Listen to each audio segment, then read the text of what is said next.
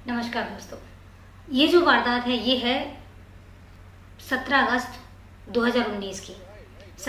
2019 में कर्नाटक की जो कैपिटल है बेंगलुरु, ये हमारे भारत का तीसरा बड़ा शहर है। बहुत अच्छा है, बहुत रश है और बहुत हरा भरा शहर है ये। यहीं पर ही एक फैमिली रहा करती है। राजाजी नगर थाना है, उसी क्षेत्र में एक रोड है, नागराज रोड। वहाँ पर एक सोसाइटी है जिसके 5वें ब्लॉक में एक फैमिली रहती है जय कुमार जैन की। जय कुमार जैन अपनी बीवी पूजा और 2 बच्चों ईशा और छोटे बेटे के साथ, जो घर में टोटल मेंबर्स थे वो थे 4, वो रहा करते थे। क्योंकि जो जय कुमार जी हैं, जय कुमार का जो बिजनेस है वो होलसेल कपड़ों का होलसेल का काम था, तो बहुत अच्छा व्यापार चल रहा था उनका। मतलब ये कहूँ कि अगर एक अच्छी फैमिली थी, वीआईपी फैमिली थी, तो कोई बड़ी बात नहीं होगी। कोई भी ऐसा चीज़ नहीं थी जिसकी उनके घर में कोई कमी थी। तो एक पूरा समृद्ध परिवार जिसको कहते हैं वो परिवार था। सब एक दूसरे के साथ बहुत अच्छे से रह रहे थे। दोनों बच्चों पर जय कुमार जी जो है वो जांच रखते थे। उनको अपने दोनों बच्चे बहुत प्यारे थे और वो हमेशा चाहते थे कि जो उनकी बेटी है, जो कि बेटी बड़ी थी, 15 साल की ईशा थी और 10 साल का उनका बेटा था, वो हमेशा चाहते थे कि उनकी बेटी जिस भी फील्ड में जाए बस अपना नाम रोशन करे, अपनी लाइफ में सेटल हो जाए। वो सिर्फ यही अरमान था उनका। बेसिकली जो ये फैमिली है ये राजस्थान के जयपुर क्षेत्र के पास की है, किसी एक गांव की है, वहाँ से बिलोंग करती थी। पर बिजनेस के चक्कर में ये लोग बेंगलुरु शिफ्ट हो गए। एक बार इनकी वाइफ को किसी फैमिली फंक्शन में बाहर जाना था। ये बात है 17 अगस्त 2019 की, शनिवार का दिन था। इनकी वाइफ को फैमिली फंक्शन में कहीं बाहर जाना था, तो वो और उनका बेटा दोनों जाने का डिसाइड करते हैं। तो जो जय कुमार जी हैं, जय कुमार जी अपनी वाइफ और बच्चे को दोनों को रेलवे स्टेशन छोड़कर आते हैं। शाम की बात है, शाम को 7 बजे उनकी ट्रेन थी। छोड़कर आते हैं, वापस आते हैं तो जय कुमार जी और उनकी बेटी जो है ईशा, दोनों साथ में डिनर करते हैं। और डिनर करने के बाद एज यूजुअल जैसे उनकी वाइफ पूजा अपने हस्बैंड को, जय कुमार को, रात में सोने से पहले दूध दिया करती थी 1 गिलास, सेम उसकी बेटी ने भी 1 गिलास दूध अपने पापा को दिया और बोला कि पापा दूध पी लो। जय कुमार जी ने दूध पिया और उसके बाद उनकी बेटी भी अपनी जगह सोने चली गई। 18 अगस्त 2019 को सुबह 7 बजे लोग जब उठने लगे तो लोगों ने देखा कि जय कुमार जी के घर से आग की तेज तेज लपटें उठ रही हैं और धुआं उठ रहा है।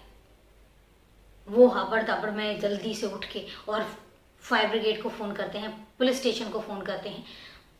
ज़्यादा टाइम ना लेते हुए फायर ब्रिगेड जो है वो ऑन द स्पॉट पहुंचती है। इतने में उनकी जो बेटी की है, बेटी की चीखें अंदर से आने लग जाती हैं। तो फायर ब्रिगेड आग को कंट्रोल में लेती है, आग को बुझाने की कोशिश करती है। वहीं पर पुलिस स्टेशन से पुलिस भी मौका वारदात पर पहुंच चुकी होती है। जब मौका वारदात पर पुलिस पहुंचती है तो देखती है कि जब आग पे कंट्रोल किया गया तो वहां से जय कुमार जी का झुलसा हुआ शव उन्हें बरामद हुआ। ऑलमोस्ट मतलब वो उनकी मृत्यु हो चुकी थी। और बेटी और उनके घर में एक और भी लड़का था, जो पड़ोस का लड़का था, प्रवीण, और ईशा, दोनों के हाथ झुलसे हुए थे।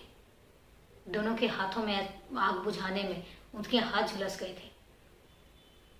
बॉडी की जो प्राथमिक जो भी कार्य होते हैं, पुलिस वो काम कंप्लीट करती है और उसके बाद बॉडी को पोस्टमार्टम के लिए भेज देती है। साथ ही फॉरेंसिक टीम आ जाती है और फॉरेंसिक टीम अपनी जांच करने लग जाती है। लेकिन जब वो पोस्टमार्टम के लिए बॉडी को भेज रहे थे तो वहाँ पर पुलिस को ना थोड़ा सा डाउट हुआ कि ये आग से डेथ नहीं हुई है। जब उनकी बेटी से पूछती है तो बेटी बताते हैं कि 7 बजे के समथिंग, सुबह सुबह पापा उठ के और नहाने गए हुए थे 5 बजे के समथिंग, और नहाने के बाद वहीं पर ही शॉर्ट सर्किट हुआ और वॉशरूम में आग लग गई। उसने बताया कि हम लोग आग बुझाने की कोशिश कर रहे थे और ये इसी कारण से हमारे भी हाथों में जो है वो झुलस गए हैं। पुलिस ने चलो पोस्टमार्टम के लिए बॉडी को भेज दिया। अब उसके बाद जब फोरेंसिक इन्वेस्टिगेशन होती है तो फोरेंसिक टीम को कुछ गड़बड़ लगता है। उनको जो जयकुमार जी का बेडरूम था, बेडरूम के गद्दे से जो ब्लड के स्टेन्स नजर आए जो कि साफ किए गए थे, और उसके साथ ही फर्श पर या दीवार पे ब्लड के स्टेन्स साफ करने के निशान समझ में आए।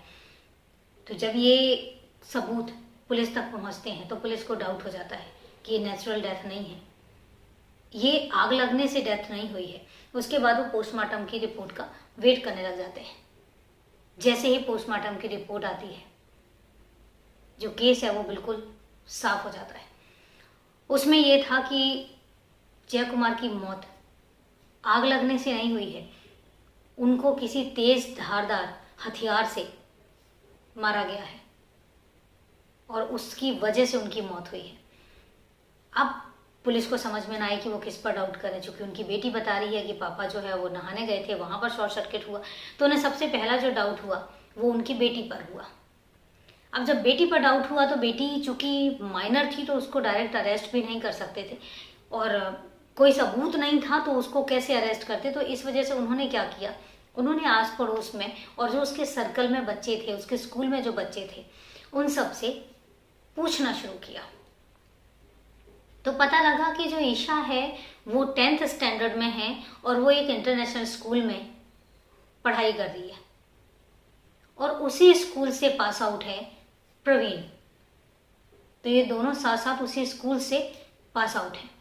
क्योंकि ईशा जो है वो अभी पढ़ रही थी, लेकिन प्रवीण जो है वो फर्स्ट ईयर कर रहा था और उसने कॉलेज में एडमिशन ले लिया था।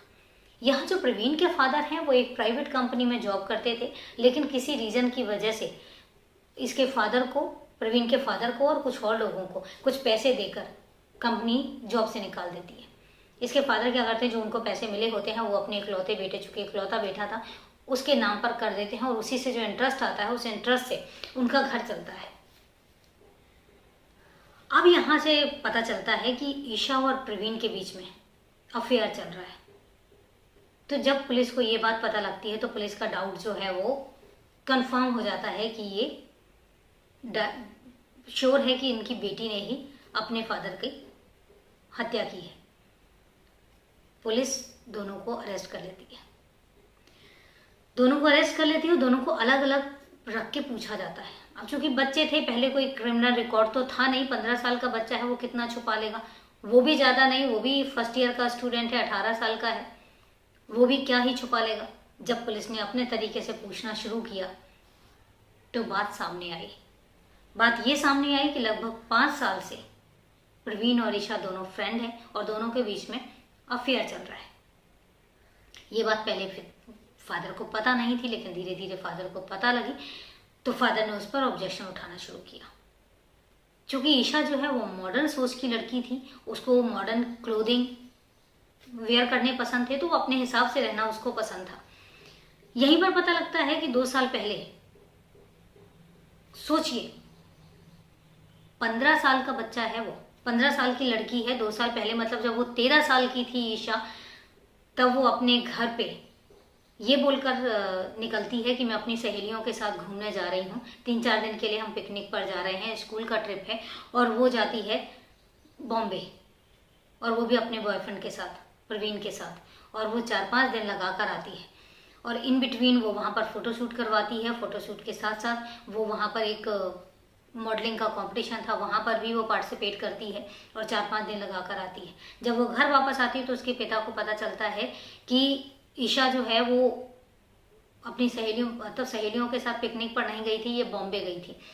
तो इसके फादर जो हैं वो ईशा की पिटाई लगाते हैं, और पिटाई कम नहीं, उसकी बेल्ट से पिटाई करते हैं।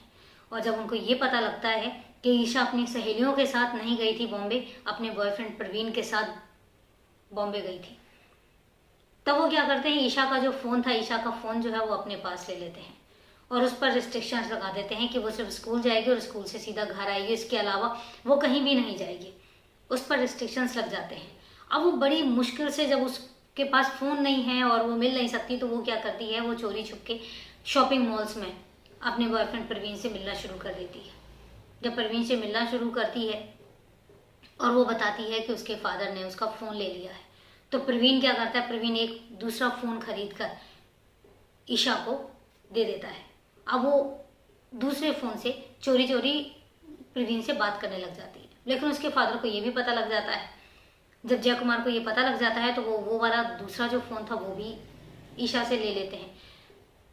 और भी ज़्यादा रिस्ट्रिक्शंस आ जाती हैं। जब ईशा को इतनी ज़्यादा बंदिशें लगने लग गई तो ईशा ने फिर अपने बॉयफ्रेंड से कहा, प्रवीण से, कि अब मैं अपने फादर से छुटकारा चाहती हूँ। अब मैं चाहती हूँ कि मेरे फादर जो है ना, अब मुझ पर और रिस्ट्रिक्शंस ना लगाएं, इनका कुछ करना पड़ेगा। प्रवीण कहता है तुम चिंता मत करो, कुछ ना कुछ करते हैं। और इसके बाद से ईशा ये प्लानिंग करने लग जाती है। और उसके बाद लगभग 1 महीने, जब वो ईशा बताती है कि लगभग 1 महीने पहले से, जुलाई महीने से वो अपने फादर को मारने की प्लानिंग करने लग जाती है। उसने कई क्राइम शोज देखे, कई क्राइम स्टोरीज देखी और इस तरीके से वो प्लानिंग करने लग जाती है और वो अपने बॉयफ्रेंड प्रवीण को सारी चीज़ें बताती है। अब बात आती है 17 अगस्त की।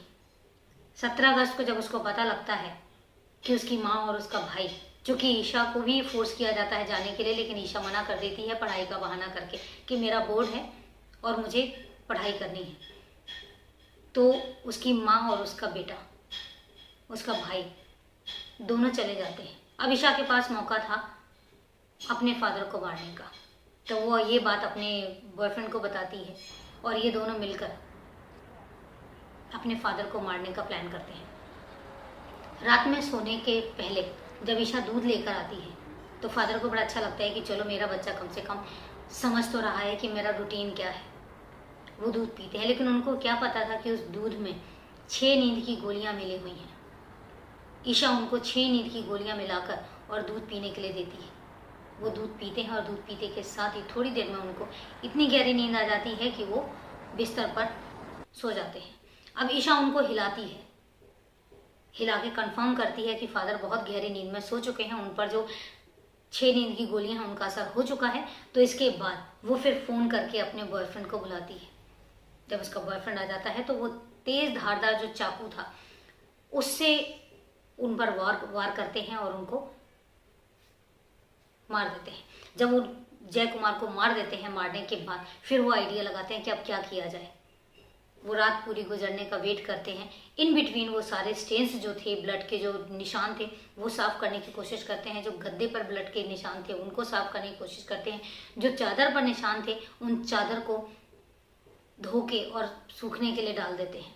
और उसके बाद सुबह सुबह ईशा घर से निकलती है और 3 बॉटल्स में पेट्रोल भर के लेकर आती है। और उसके बाद वो ईशा अपने फादर को प्रवीण की सहायता से बाथरूम में खींच कर लेके जाती है और बाथरूम में उनके ऊपर पेट्रोल डाल देती है और पेट्रोल से फिर आग लगा देती है। जो कि पेट्रोल की आग थी तो वो आग पकड़ लेती है। और उसके बाद जो था वो मैं शुरू में आपको बता चुकी हूँ कि उसके बाद आग की लपटें होती हैं, पड़ोसी देखते हैं, पड़ोसी फ़ोन करके फायर ब्रिगेड को बुलाते हैं, साथ में पुलिस को बुलाते हैं। तो कैसे कैसे जो फोरेंसिक टीम है वो इन्वेस्टिगेट करती है और प्रूफ सामने रखती है। उसके बाद पुलिस जुवेनाइल कोर्ट में लेकर जाती है ईशा को, क्योंकि माइनर थी तो उस पर केस चलता है और केस के बाद कोर्ट उसको जुवेनाइल सेंटर भेज देती है। यहाँ पर प्रवीण को कोर्ट में लेकर जाया जाता है, चूँकि वो मेजर था, वो 18 साल क्रॉस कर चुका था, तो उसको कोर्ट में लेकर जाया जाता है, उस पर केस चलता है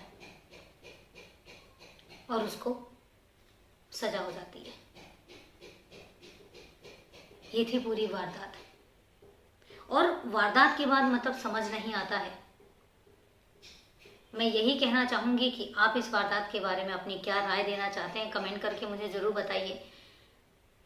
लेकिन ताज्जुब होता है इस बात पे कि बच्चों को क्या होता जा रहा है, कहाँ जा रही है हमारी जनरेशन। मैंने शुरू में ही एक चीज़ बोली थी कि हमारे जनरेशन को क्या होता जा रहा है, हमारे बच्चों को क्या होता जा रहा है और कैसी कैसी एक्टिविटीज़। जब ये सब चीज़ें सुनते हैं तो दिल दहल जाता है।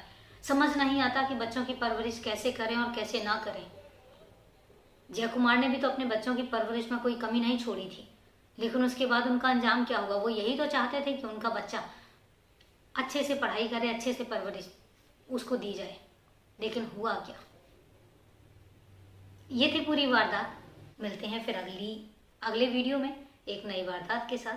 तब तक के लिए नमस्कार।